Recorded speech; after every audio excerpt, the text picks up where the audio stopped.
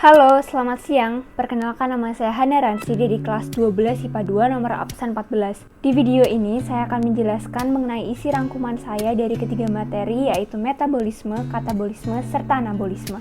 Yang pertama adalah metabolisme. Di metabolisme ini saya menuliskan pengertian dari metabolisme, yaitu reaksi kimia yang terjadi di dalam sel makhluk hidup. Lalu saya juga menjelaskan mengenai faktor yang mempengaruhi metabolisme. Yang pertama ada ATP.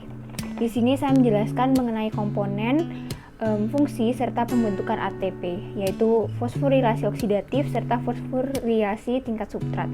Berikut adalah gambarnya. Lalu yang kedua, saya juga menjelaskan faktor yang mempengaruhi metabolisme, yaitu enzim.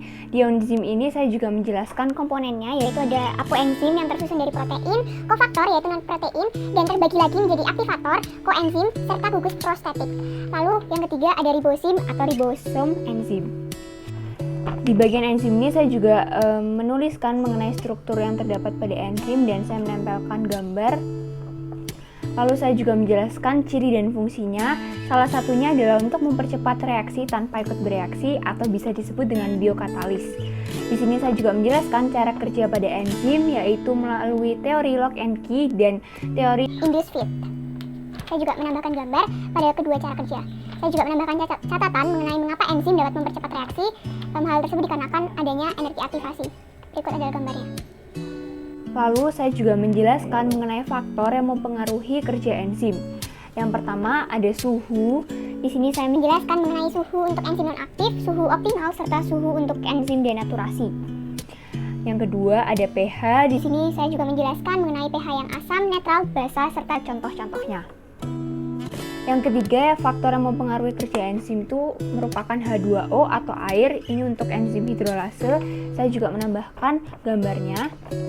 Yang keempat ada salinitas, yaitu pengaruh kadar garam terhadap enzim. Lalu ada konsentrasi enzim, berikut ada gambarnya, serta konsentrasi substrat. Lalu juga ada inhibitor, yaitu penghambat kerja enzim. Inhibitor ini terbagi lagi menjadi dua, yaitu inhibitor kompetitif serta inhibitor non-kompetitif. Dan ini adalah gambarnya. Di enzim ini saya juga menjelaskan mengenai macam enzim. Yang pertama ada berdasarkan tempat kerja, yaitu endoenzim dan ektoenzim. Yang kedua berdasarkan struktur, yaitu enzim sederhana dan enzim kompleks. Lalu yang ketiga berdasarkan jenis reaksi, yaitu yang pertama ada oksidoredutase, yaitu untuk reaksi redox.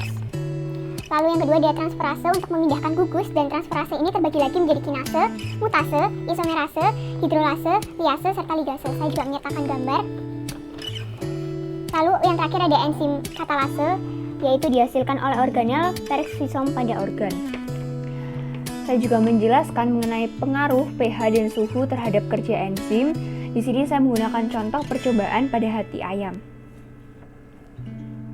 Berikut adalah hasil dari percobaannya. Yang pertama ada pengaruh pH terhadap kerja enzim, berikut ada tabelnya.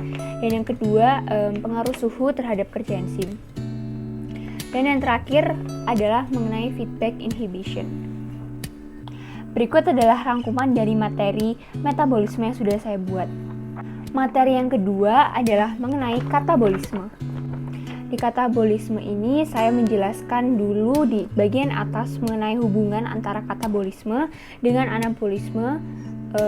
Jadi mereka berdua bekerja secara antagonis atau berlawanan.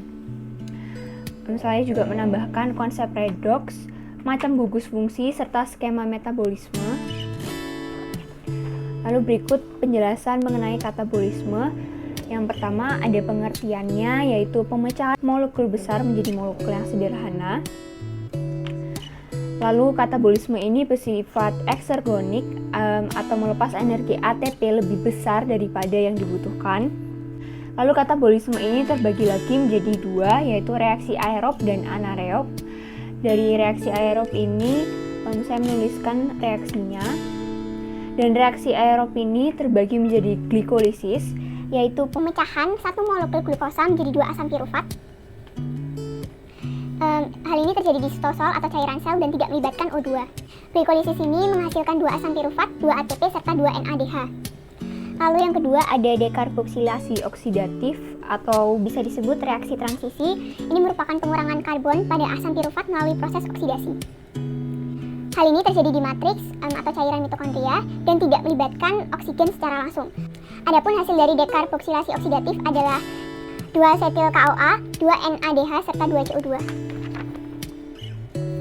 Lalu yang ketiga ada siklus Krebs, yaitu siklus asam sitrat, yaitu pembentukan kembali asam oksaloasetat melalui 4 kali oksidasi. Hal ini terjadi di matriks atau cairan mitokondria dan tidak melibatkan O2 secara langsung. Adapun hasil dari siklus ini adalah 6-HADH, 2-FADH, 2-ATP, serta 4CO2. Lalu yang keempat ada transfer elektron atau bisa disebut dengan fosforilasi oksidatif, yaitu pengubahan NADH2 dan FADH menjadi ATP melalui penghambat elektron. Hal ini terjadi di kista atau membran dalam mitokondria. Fosforilasi oksidatif ini melibatkan O2 secara langsung. Di sini saya juga menjelaskan sedikit tahapan dari fosforilasi oksidatif. Lalu yang kedua ada reaksi anaerob. Reaksi anaerob ini terbagi menjadi 3, yaitu fermentasi alkohol yang terjadi pada sitosol sel tumbuhan. Yang kedua fermentasi asam laktat, yaitu terjadi pada sitosol sel hewan. Dan yang ketiga ada fermentasi asam cuka atau asam asetat, yaitu terjadi di luar tubuh makhluk hidup. Sini saya juga menambahkan sedikit catatan mengenai pengertian-pengertian.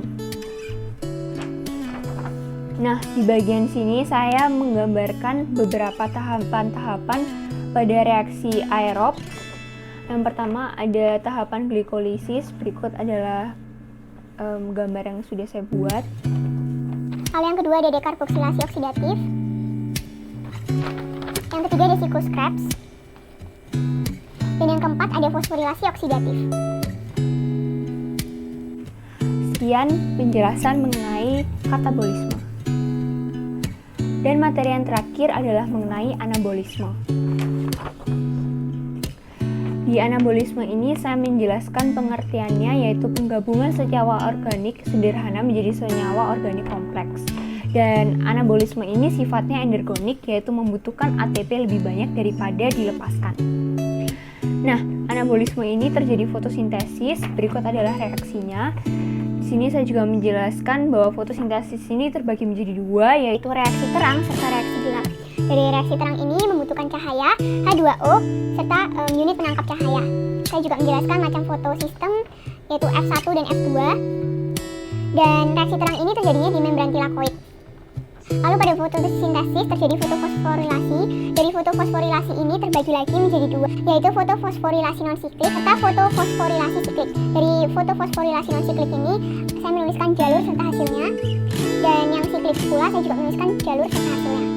Saya juga menambahkan catatan mengenai 4 kompleks yang terdapat pada membran tilakoid, yaitu tempat terjadinya reaksi terang. Lalu yang kedua adalah reaksi gelap atau siklus Calvin. Reaksi gelap ini membutuhkan ATP, NADPH2, dan CO2. Lalu terjadinya ada di stoma atau cairan kloroplas. Saya juga menjelaskan sedikit tahapan yang terjadi pada reaksi gelap. Lalu saya juga menjelaskan sedikit mengenai kemosintesis. Dan saya juga menjelaskan mengenai sedikit tentang jenis tanaman. Ada C3, C4, dan CAM. Saya juga menjelaskan percobaan yang terjadi pada fotosintesis. Ada in greenhouse, ada Sachi, dan juga ada engagement. Lalu di bawah ini saya membuat tabel mengenai perbedaan fotosintesis dan kemosintesis. Dari sumber energi fotosintesis menggunakan cahaya, kalau kemosintesis menggunakan pemutusan ikatan kimia. Fotosintesis elektronnya air, dan kemosintesis selain air. Fotosintesis menghasilkan O2 dan kemosintesis tidak menghasilkan O2. Dan makhluk hidup yang bisa melakukan fotosintesis adalah pantai, alga, serta bakteri kemolitotrof. Sedangkan untuk kemosintesis yang bisa melakukan adalah bakteri, namun selain kemolitotrof. Berikut adalah ketiga rangkuman yang telah saya buat, yaitu mengenai metabolisme, katabolisme, serta anabolisme. Semoga dari rangkuman dan penjelasan ini dapat dimengerti oleh teman-teman semua dan para penonton. Terima kasih telah menyaksikan video ini. Sampai jumpa.